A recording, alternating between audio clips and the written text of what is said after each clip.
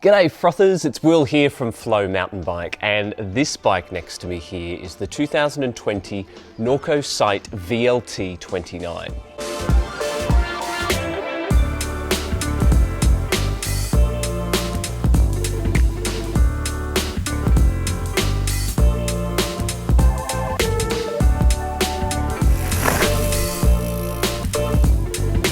Now in this video review, I'm going to be talking about the Sight VLT 29, where it sits in the Norco lineup, what's special about it, and how it rides on the trail.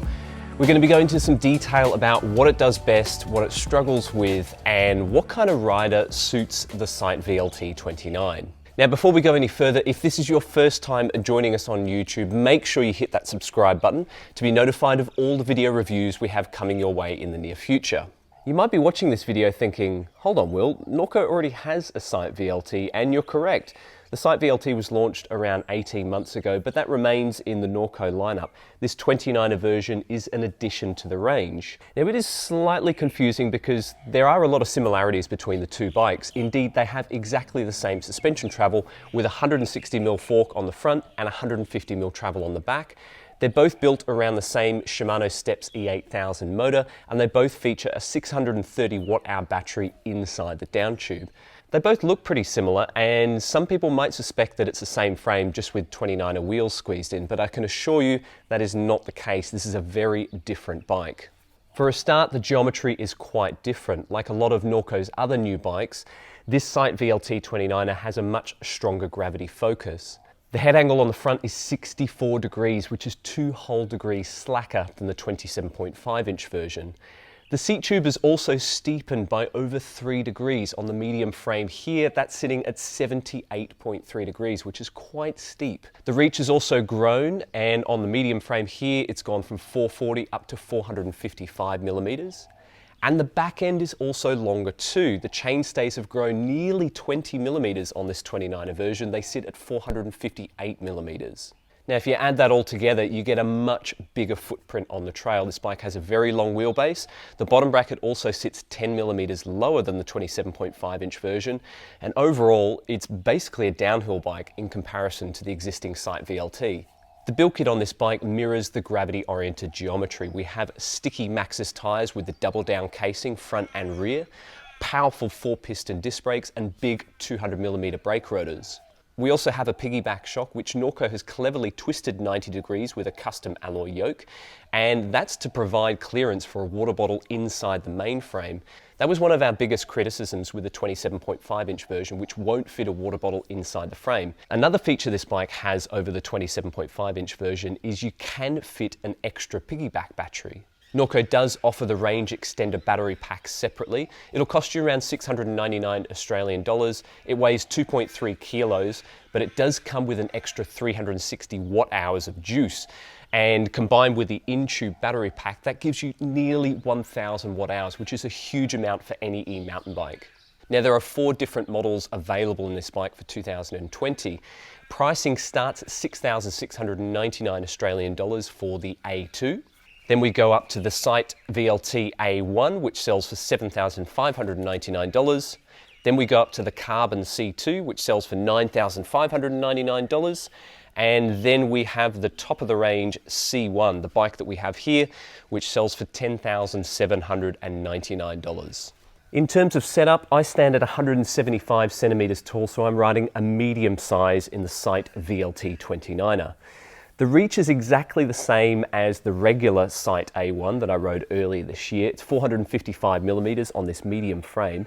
However, the cockpit does feel more cramped with the saddle at full height because the seat angle is steeper on the e-bike. Also, like the regular Sight, this VLT version has a really nice short seat tube, and that's to allow Norco to spec a long stroke dropper post.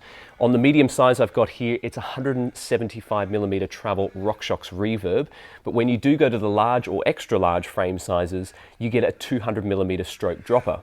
Up front we have a RockShox Lyric Ultimate fork. I weigh 68 kilos, so I put 85 psi inside the air spring, and it comes with 2 bottomless tokens from the factory. When standing up on the pedals, that gives around 28% sag. The rear shock is also from RockShox. This is a Super Deluxe.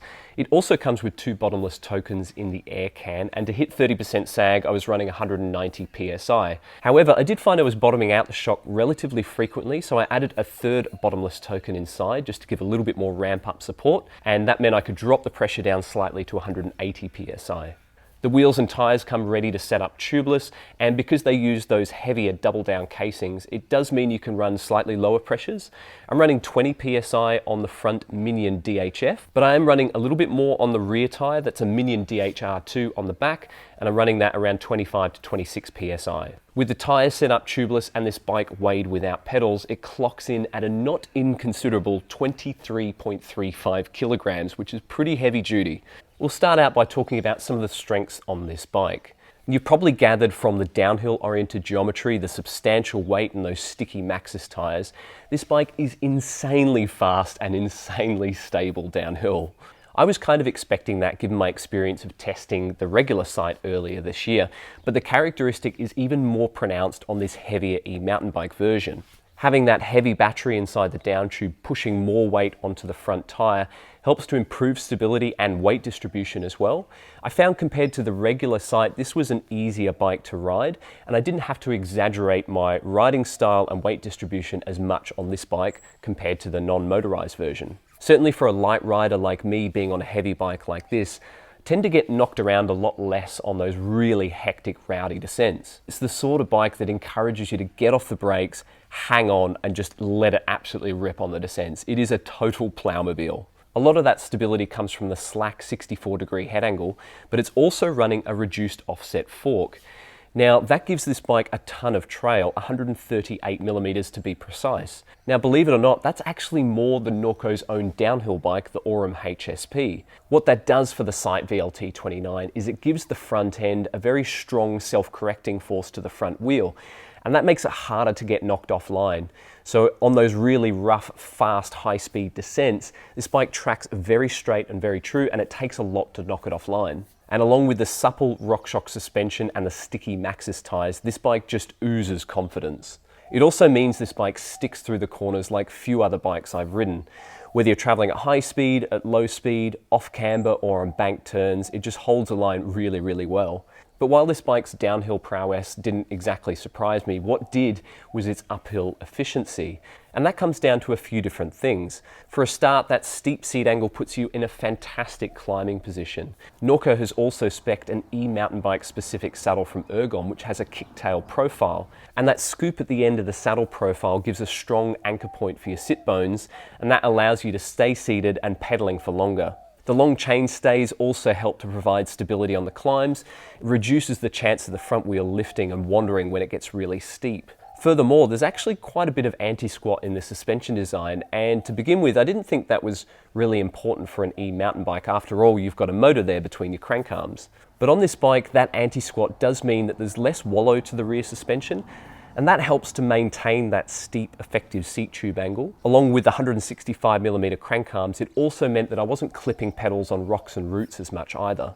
And all up, it means this Sight VLT 29er is actually a really good climber, even when things get steep and technical. I'll talk a little bit about the Shimano Steps E8000 motor, which has been on the market for nearly 4 years now, and in the world of e-mountain bikes, that's an eternity.